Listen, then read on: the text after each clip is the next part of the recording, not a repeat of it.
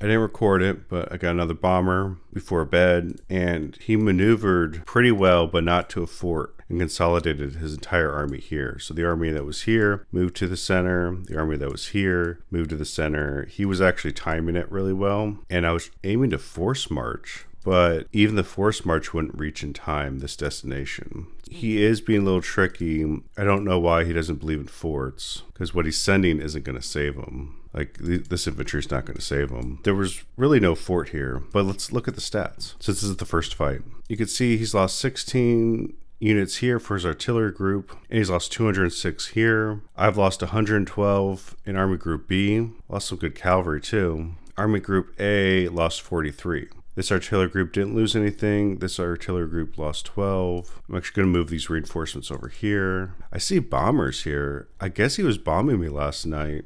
This was a little risky, but I know he's going to bed now. So these guys are done. I'm going to start building an aerodrome. Prefer this location. Overall, I'm pretty happy with how it's going. Like, it is what it is. Ideally, I would have had Army Group A and B consolidated into one force. If I can take out his artillery and keep mine alive, I'll have done a good job. Actually, I'm worried about, let's see, my fighters, they can't go in range. Okay, I'll have them guard the artillery. So I'll have the fighters guarding the artillery. Hopefully that'll deter them. I do want to pull these back if I end up losing 8 artillery, because that's too much. I'm kind of confident that his bombers won't do anything, and this army group arriving can support this group, because they have 28.2 air defense. They have 24.1. It should be fine. A little tricky. Yeah, overall it's going fine. I'm confused that he doesn't move all his infantry.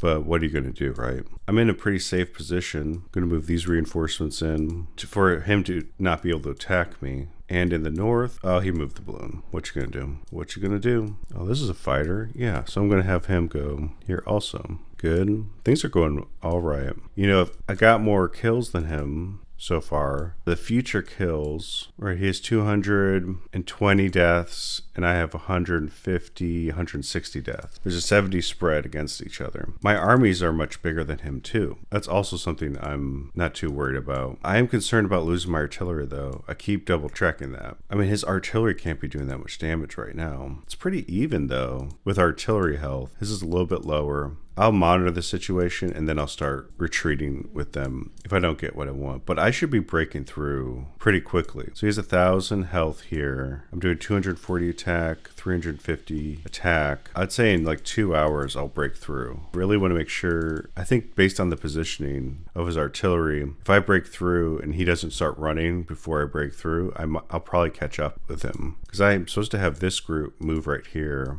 I'll actually just take him all the way.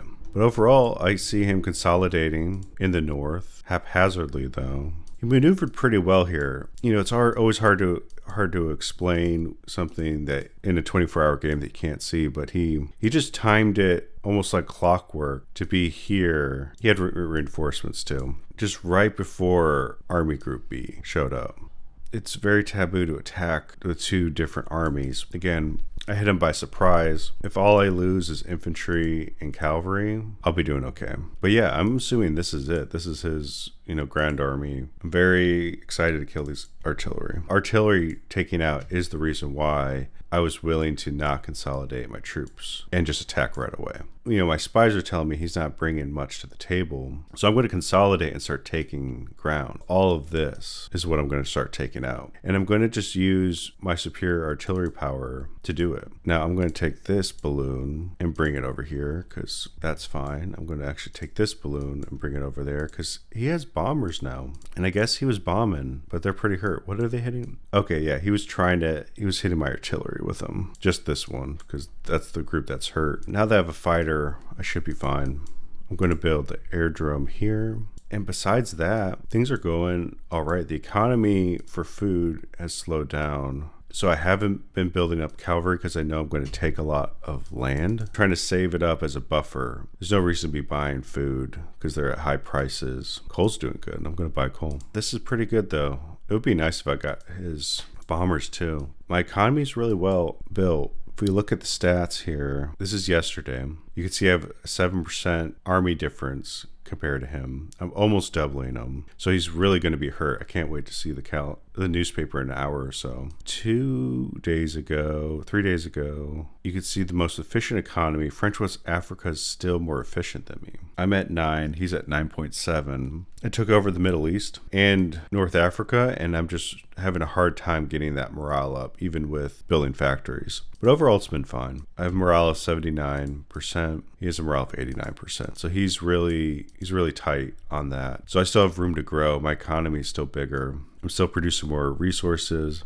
Overall, I'm still confident that I'm going to win. So if he did this defensive maneuver in a level 3, 4, 5 fort, he may have won the war. I was really worried he might fort spam, but he didn't, so that was good. It's honorable. I think I'm going to beat him still. Guess I didn't notice that this province had an airfield. I thought it didn't. Just a few minutes away to taking out their battleship, and yes, my army is in their capital. What happened? Well, put up a good fight right here by consolidating his troops. Last minute, keeping his artillery back here, and he had 3 bombers. But I had just so many more troops than him, and he had no fort. He didn't retreat to this fort. He built no forts here. He should have built them, but we'll get into that. Taking his capital, and I think his morale is just gone because he was consolidating troops. But when I went to bed last night, this artillery was already produced, and he hasn't moved it. So I'm going to assume he's given up hope because he was using this spot as a rally point, which it has a higher fort that he didn't build. He built the level 4, but not the level 3 fort. But it has a low morale. All these infantry are just going to keep losing morale. And now that I've taken the capital, it's over. So now I just need to take out the rest of the players. My rules for coalition members is if you don't do anything the whole game, you don't get to win. See what I've taken? These guys haven't moved for like 20 days. I'm going to take them out. And those who don't understand that are probably one of these people. This guy just decided to show up last minute and he gave me shared map for free. I don't have shared map for him. So I guess I have to take him out. Yeah, I want to go over Squid U. So at Squid University, we discuss how the people I beat can do better or how I could do better. Let's recap what happened since he's gone. He's not moving. He might fight back, but we'll assume he's gone. So there was this AI country right here. This was my buffer zone. He invaded one of my buffer zones. Given his messages, he was not ready for me. He really thought I wasn't going to attack him, which was really confusing. He thought I was going to lose the chance of maximum benefits, but what he didn't realize is he has 70 plus provinces. I've already taken a bunch. That's maximum benefits. I take you out, I win. And that's what happened. Anyways, back to what we're discussing. So he invaded, and he invaded very slowly, which is a problem. He invaded a country who, one, shares 3 borders with him that he didn't build forts in. When he took these provinces, he didn't build forts.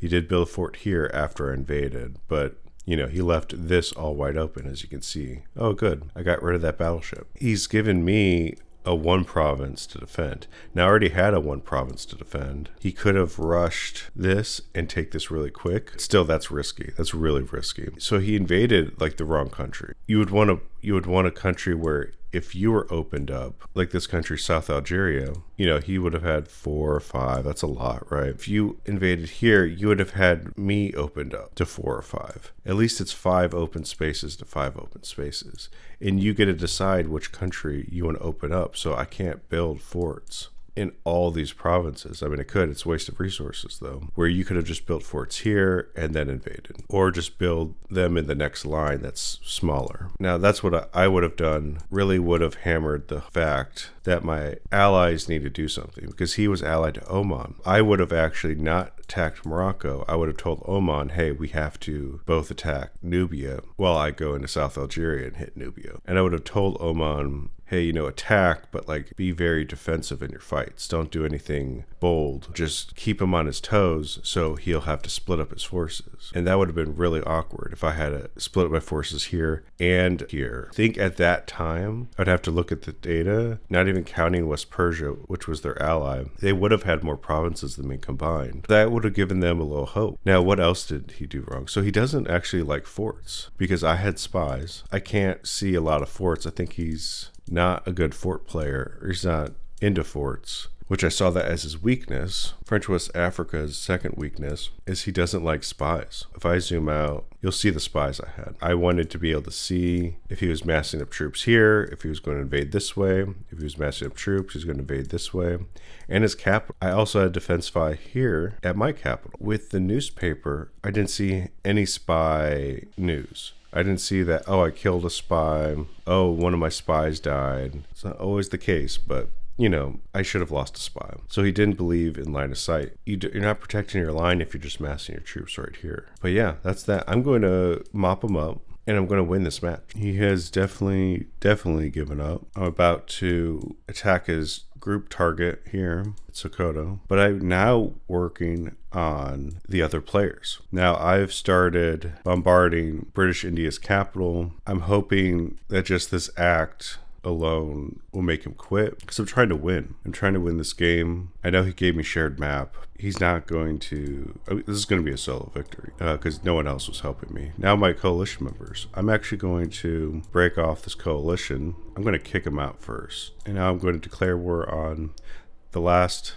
active user, West Egypt, and it's go time. Now the plan is to attack here and push him up to block him off from running around here. And we'll call that Group A. Group B, his goal is to wipe these guys out and then push this way. So I'm going to split them up. B1 will go this way. B2 will go this way. And then C's job is just to go down straight for the middle. Expect this to be really quick and like so. This is what I'm doing. If British India doesn't give up, I'm going to have to invade them. So I won. I didn't make it to 1,000 points, but honestly, who cares if I've beaten every active player? British India gave up after I bombarded them. They turned into an AI. French West Africa gave up. I'll talk to Squid Bois later.